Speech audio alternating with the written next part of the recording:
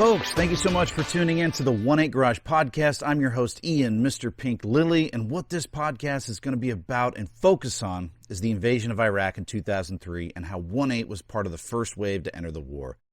This show is about our personal experience as mechanized infantrymen fighting in some of the most intense combat of the war at the absolute tip of the spear. And 1-8 stands for 1st Battalion, 8th Infantry, 3rd Brigade Combat Team, 4th Infantry Division from Fort Carson, Colorado. This isn't a show about feeling sorry for ourselves. We're going to talk about the fighting. We're going to talk about the dying. We're going to talk about those crazy moments in hell when you're engaging the enemy from a defensive fighting position, the building around you is falling apart, and some crazy bastard makes a joke and then follows that brief moment of silence and everyone starts laughing. We patrolled marketplaces with as little as 2 soldiers at a time. We conducted military operations in urban terrain, waterborne operations up and down the Tigris-Euphrates River. We fought alongside Delta Force and the CIA hunting for Saddam Hussein and dispatching the enemy forces aligned with Saddam's regime. 1-8 was the most northern deployed unit in country at that time, fighting in areas Americans had never been before, and that area was called the Sunni Triangle.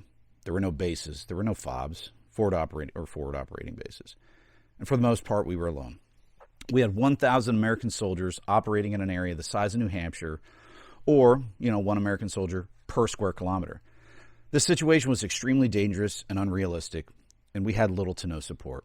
Due to ammunition shortages, we had to utilize weapons we recovered from the enemy. We were living on 1 meal a day and 1 bottle of water a day for quite some time, and we went 110 days without a shower, and we all suffered dysentery across. It was just horrible. Across the entire unit, we were engaged 7 to 12 times a day, where most units don't even see 7 engagements in a year.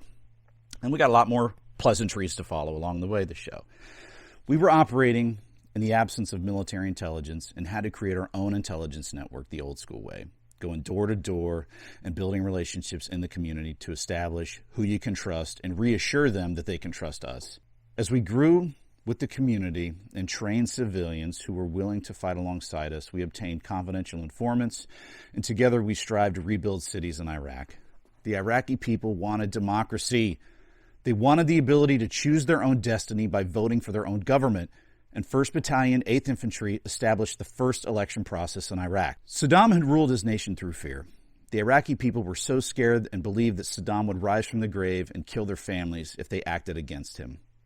And one of the most rewarding moments of my life was to see the Iraqi citizens remove their fears and place that ballot in the box. That was a sight to see, guys. Lieutenant Colonel Nathan Sassman and Alpha Company Commander Matthew Cunningham were responsible for developing the entire intelligence network for every unit entering the Sunni Triangle. And with that being said, I want to create some perspective for our supporters out there. When the United States entered into Iraq in 2003, Saddam had placed a bounty of $10,000 American dollars on every soldier's head, making every civilian a potential enemy combatant and mixed in with the actual combatants. We established our base of operations in the city of Balad, and that city contained 90,000 citizens.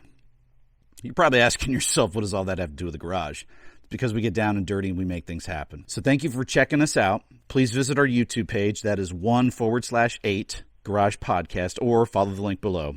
In the absence of orders, attack.